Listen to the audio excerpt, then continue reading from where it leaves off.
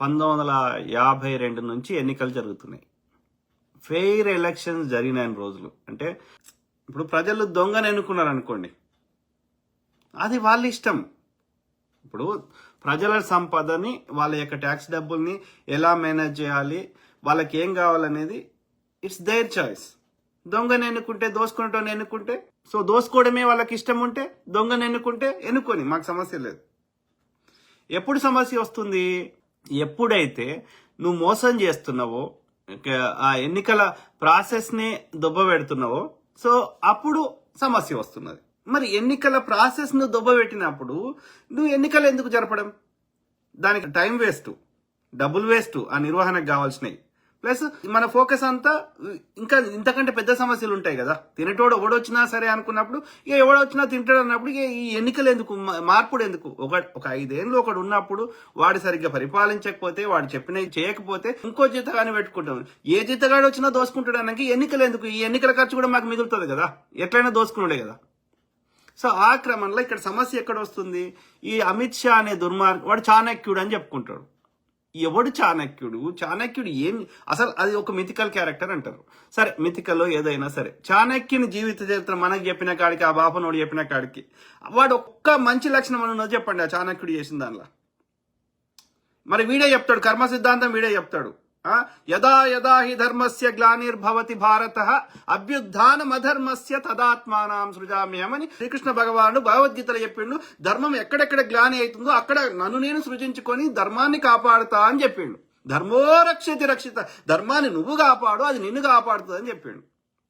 సత్యమేవ జయతే అని సత్యహరిశ్చంద్రుడు తన భార్యని బిడ్డల్ని కూడా అమ్మేసిండు, తాకట్టు పెట్టిండని వీడే చెప్తాడు. మళ్ళా చాణక్యుడి నీతి చెప్తాడు. మరి చాణక్యుడి నీతి కరెక్టా, సత్యహరిశ్చంద్రుడు కరెక్టా? చాణక్యుడి కరెక్టా, శ్రీకృష్ణ భగవానుడు కరెక్టా? చెప్తాడా? ఇలా నా కొడుకులు గెలవాలంటే ఓకే ధర్మ మార్గంలో గెలవాలని చెప్పారు. అందుకే మహాభారతంలో, రామాయణంలో కూడా రావణుని వాడి పొట్ట మీద కొట్టినా, వాడి ఏదో వీక్ పాయింట్ చూసి కొట్టవద్దు. లేకపోతే వాడి రథం కుంగిపోయినప్పుడు కొట్టినా అది కాదు, దాని ధర్మయుద్ధం అనరు. ఎట్లన్నా గెలవద్దు, ధర్మం ప్రకారమే గెలవాలి. సో కాబట్టి ఆ చాణక్యుడు ఎంత దరిద్రుడో వాని చరిత్ర ప్రతిదానికి అడ్డదారి వెతుక్కుంటాడు. ఎందుకంటే వానికి ధర్మయుద్ధం చేసే శక్తి వానికి లేదు. కాబట్టి నమ్మించి మోసం చేయడం, నమ్మక ద్రోహం చేయడం, అంటే ఎవరిని భూమి మీద నమ్మకూడదు అని చెప్తున్నాడు వాడు. ఇది పరిస్థితి. ఓకే, సో ఆ క్రమంలో ఈ బీజేపీలో ఉండే ఈ చాణక్య నా కొడుకు వాడు 2014 కంటే ముందు దాదాపు 14-15 రాష్ట్రాల్లో ప్రతిపక్ష పార్టీలు, లేకపోతే బీజేపీ ఐడియాలజీని వ్యతిరేకించే పార్టీలు, ఈ దోసుకునే ఐడియాలజీని వ్యతిరేకించే పార్టీలు అధికారంలో ఉండే 2014లో. 2014 నుంచి మొదలు వాడు ఎప్పుడైతే కేంద్రంలో అధికారంలో వచ్చిండో, ఎందుకంటే కేంద్రంలో అధికారం లేనప్పుడు వాడు గుజరాత్లనే వాడు దంగే అంటే ఈ యొక్క సంపుడు పొడుసుడు చేసి 2002 నుంచి ఇప్పటి వరకు వేరే పార్టీ రాకుండా చేసిండు ఆడ. ఏది గుజరాత్ వరకే ఉండే ఆ దరిద్రం. కానీ ఇవాళ 2014 నుంచి దేశమంతా వ్యాపించింది.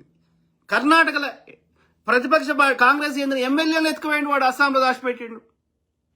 ఇవాళ బీజేపీలో సోకాల్డ్ లీడర్ అని చెప్తున్నారు. కాంగ్రెస్ ఉన్నప్పుడు వాళ్ళు మోసం చేసిండ్రు, స్కాములు చేసిండ్రు అన్న అందరినీ ఇవాళ బీజేపీలో ఉన్నారు. సిబిఐడి పంపించాలే వాడిని, ఎవడైతే ఆయనకి 4 ఓట్లు పడతాయి, లేకపోతే అక్కడ బలంగా ఉన్నాడు అనిపిస్తే వాడిని నీ పార్టీలో జాయిన్ చేసుకోవాలి. ఈ పక్క పార్టీలు అంటే వాడు ద్రోహి, నీ పార్టీలోకి వస్తే వాడు మంచోడు. ఇలా శుభేందు అధికారి ఎవడు వాడు? టీఎంసీలా సిబిఐడి బెదిరిస్తే 34 మంది ఎంపీలు ఉంటే 17 మందిని సిబిఐడి బెదిరించి జాయిన్ చేసుకున్నాడు. సెకండ్ టైం మళ్ళీ నోటీస్ పంపించారు శారదా చిట్ ఫండ్ స్కామ్ లా.